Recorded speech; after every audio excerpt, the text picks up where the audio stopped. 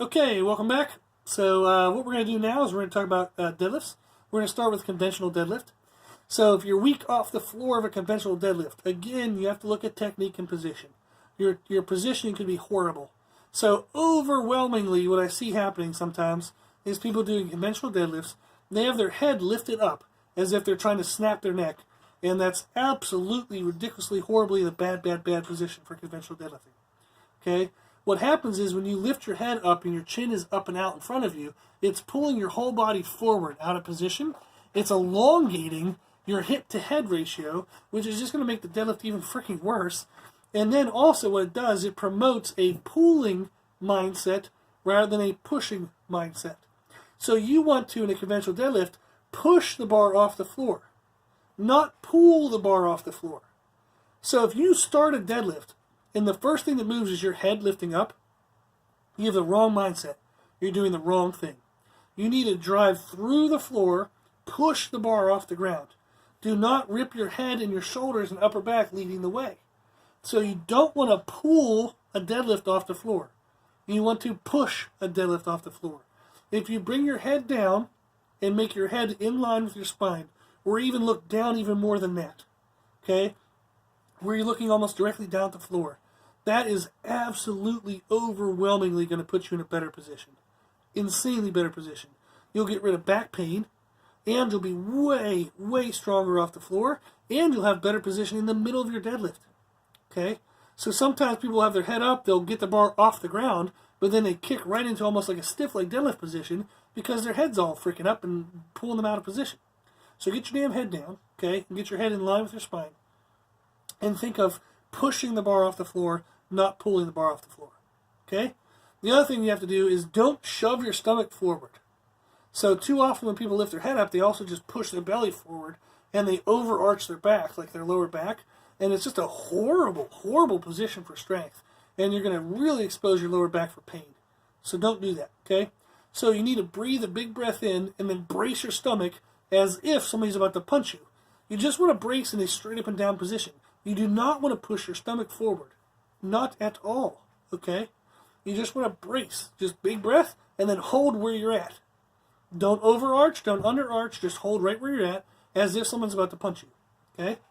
So, positional wise, that's important. The other thing is making sure that your elbows are right beside your knees. So your knees and elbows on a conventional deadlift should pretty much be right beside each other. If your knees are way behind your elbows, you're in a bad position. If your knees are in front of your elbows, you're in a bad position. Okay? So overwhelmingly, your elbows should be kind of in line with your knees. Your head should be in line with your spine, and your belly and everything should be braced properly, not overarched, not underarched, just straight in line. Okay? Do all that, and you're going to be way the hell better off the floor, a lot less back pain. Okay?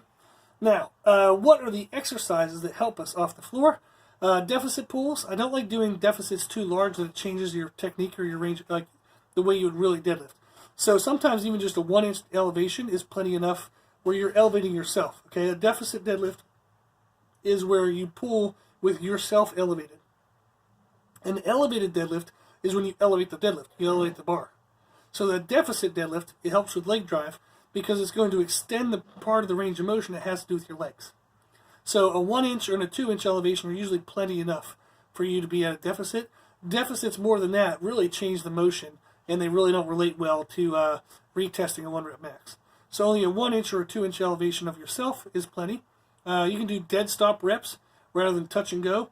So Chris Duffin, for example, if you don't know who that is, search him. He does sumo deadlifts, and he has a shit ton of videos where he's doing like 675 pounds for 20 reps. And what you'll notice is the bar bends so damn much that when he quote-unquote touches the floor, it's the outside, very outside edge of the plate touches the floor, but nothing in the middle of the bar, none of the other plates actually touch the floor. So he's really just doing a mid-range deadlift. He's not actually doing like 20 reps of a deadlift. He's moving a deadlift bar 20 times through the middle of the range of motion, but he's not doing 20 reps of a deadlift. So, Chris Duffin will never listen to this podcast because he's kind of bigger than me, so I don't have to worry about him getting mad at me. But it's just, the truth is, if every rep doesn't look like the first rep, then every rep doesn't count like the first rep. Does that make sense? So, if you do a dead stop where the bar hits the ground, You can maintain tightness. You don't have to let go of your positioning. Okay? So maintain tightness, but let the bar fully settle. And then pow, drive, explode the bar off the ground, just like you would have had to do off the first rep. If you do touch and go reps, that's more about time and attention than it is positional and power improvement. You're just trying to spend a lot of time and attention, so you're just trying to build muscle. Touch and go reps are good for building muscle. They are not good for building developmental power strength. So the starting strength of a deadlift. Touch and go reps are not good for that. You want to do dead stop reps, okay? You can also do speed singles. And what that is where you would actually, in between every single rep, you stand back up, rebreathe, rebrace, reset up, go again. Stand back up, rebreathe, rebrace, set up, go again. So we might do 10 singles with only 30 seconds rest in between. That is freaking fantastic for building power off the floor because they're freaking miserable, but all of them look like the first rep. So if I want to get good at the first rep of a deadlift, I have to do things that look like the first rep of the deadlift. Does that make sense? So you can't do touch and go where it's bullshit, like outside edge of the plate is touching, but it's not a real rep. And you can't do kind of touch and go where you're bouncing the bar off the ground and not getting a good dead start right from the floor. Okay? So you have to look at that stuff. Now, what if you're weak in the middle of the deadlift? Often that's positioning. So as you exploded off the floor, you lost lat tightness, you lost abdominal bracing. So those are the first two things to look at. And then also you might just have weak hamstrings. So a really good sign of weak hamstrings is as you drive the bar off the floor, your positioning stayed pretty good, but you started violently shaking as the bar passed your knees. That's weak hamstrings. Okay? So you can do anything that makes your hamstrings stronger, but if we look at main lift variations, one of my favorite things to do is mid-range of motion deadlifts, where I'll actually start the deadlift from the floor or a small 1-inch deficit, and I won't touch the ground in between every rep. So I'll do the first rep to the top, I'll lower down to about an inch off the ground, where the weights never touch, they stay an inch off the ground, and then you come right back up. And you do that for sets of 6, 8, 10, 12. So where you get a lot of time under tension. That's going to help you build your positional strength. Also, you can do barbell bent over rows. Those are amazing for building conventional deadlift strength in the middle of the range of motion, okay, where the bar is right around your knees. So bent over barbell rows are fantastic for that because you extend the time under tension in that position, okay. They also are great because they help develop grip and they help develop upper back tightness and abdominal bracing awareness.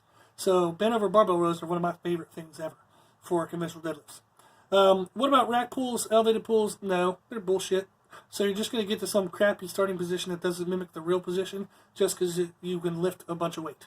Okay, so they're not really good. So don't do those. So barbell bent over rows and mid-range touch and go are better. And then also just paying attention to lat tightness, abdominal bracing, and getting hamstrings stronger through inverse curls, lying leg curls, stiff leg deadlifts, stuff like that. Okay. Now, what if you're weak at lockout? Again, positional. So you may have, as you lift it off the floor, if you did a pull rather than a push mindset, at the top you're going to be trying to contract your lower back, but you're not thinking about driving your glutes forward towards the bar. So you need to be flexing your butt cheeks and driving your pelvis towards the bar rather than trying to extend through your lower back. So that is horrible, horrible, horrible form. It's going to hurt your lower back, and you might never lock anything out. And if you do lock out, you might be likely to bend your knees because you're so worried about flexing your lower back, you let your knees release. So then you get what's a soft lockout, and you don't get your lift to count at a powerlifting meet. So you have to make sure your positioning is correct. You want to be driving your butt towards the bar because you've pressed the bar off the floor, not trying to over squeeze your low back because you're trying to pull the bar off the floor. Okay? So a good deadlift, conventional deadlift, is a push off the floor, not a pull off the floor. Now, exercises you can do is pull against bands and chains. So you can do deadlifts against bands and chains. That'll help you develop strength at the top position. It'll also help expose any weaknesses you have at the top position. And then just glute development. Anything that builds your glutes, they'll help as well. Okay? You just have to be aware enough to actually use them. So that's why technique is important. Now, that is conventional deadlifts. What about sumo deadlifts? They're a little bit different. So they do them in different positions. You do them with different percentages of muscles. So there are differences in what you would think of. So weakness off the floor in a sumo deadlift is position. You have to pay attention to driving your knees outward towards the plates. Your shins should be pretty much straight up and down or ever so slightly forward tilt, where the kneecap is maybe directly above the bar, but the knees shouldn't be in front of the bar in your starting position. Okay? So you want to drive the knees outward towards the plates. And you want to think of having your lats super duper crazy tight pressed into your body, but still arching your chest up a little bit. So you want to put the pressure into your butt cheeks, hamstrings, and quads. So that's where you should feel the stress of the start of a sumo deadlift. So yeah, again, you have to make sure that your knees are not over in front of the bar. They can be slightly on top of the bar, but should be definitely back. Your knees should be about in line with your elbows, and you want to drive your knees outward towards the plates as you drive off the floor. Now, small deficit pulls are great. So again, you can elevate yourself by 1 inch, and that'll help you expose that positioning even more. You can do small deficits with a pause off the floor. So where actually you drive the bar up 1 inch, you stop, and then have to try to keep going. Those are horrible, but they're great for building positional strength, which will translate to more power off the floor. I have one guy I work with who weighs 100. He beats at 148 pounds, and he has over 600-pound deadlift. And we do this stuff, and it's freaking awesome for building his strength. So it's absolutely great for like overall development. You can also do sumo stance box squats, 2 parallel. So sounds funny that you can do a squat to build your deadlift, but it's absolutely true. So if you do sumo stance box squats to parallel, that'll help your starting strength in the sumo deadlift. Now, what about being weak at mid-range? So weakness at mid-range, again, is positions.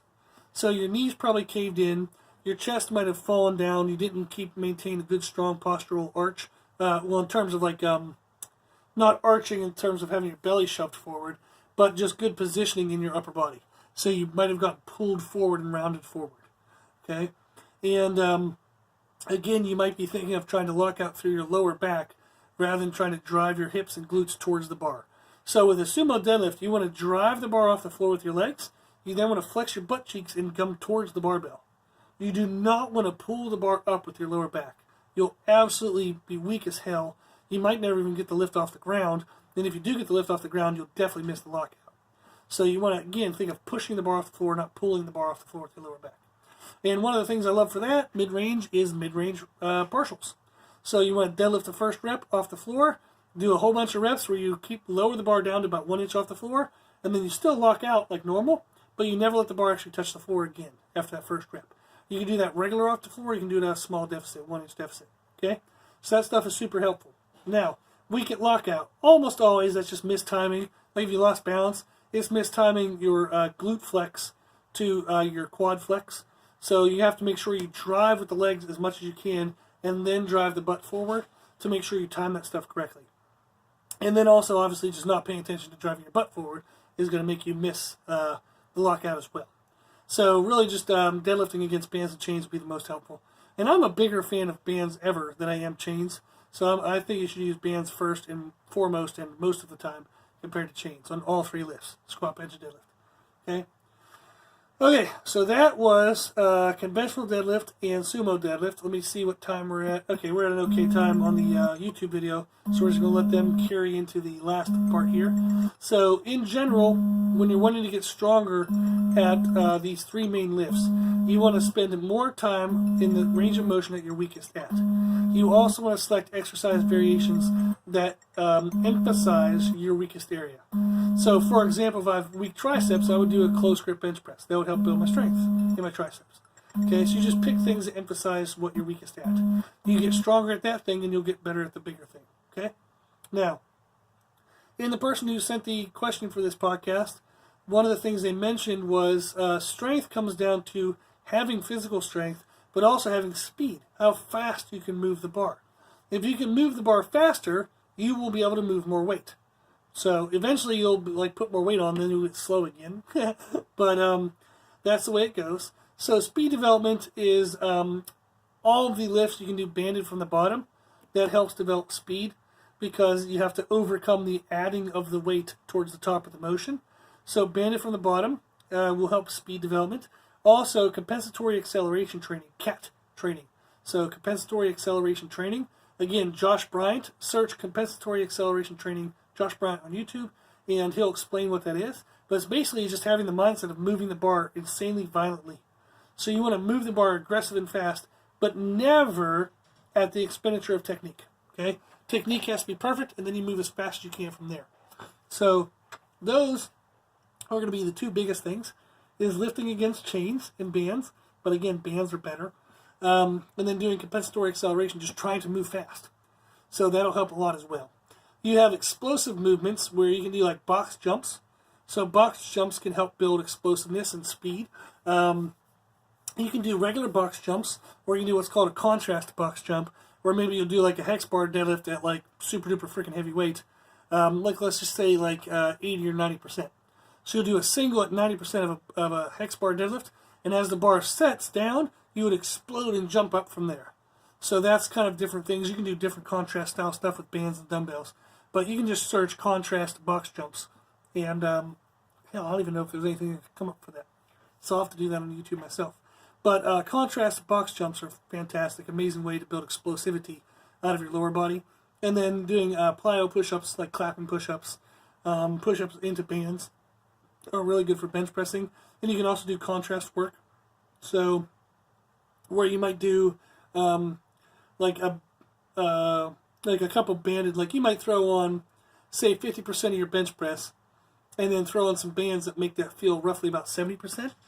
And then try to do a set of 3 really fast, aggressive, into the bands, and then go over and do a normal type of bench press, relatively heavy.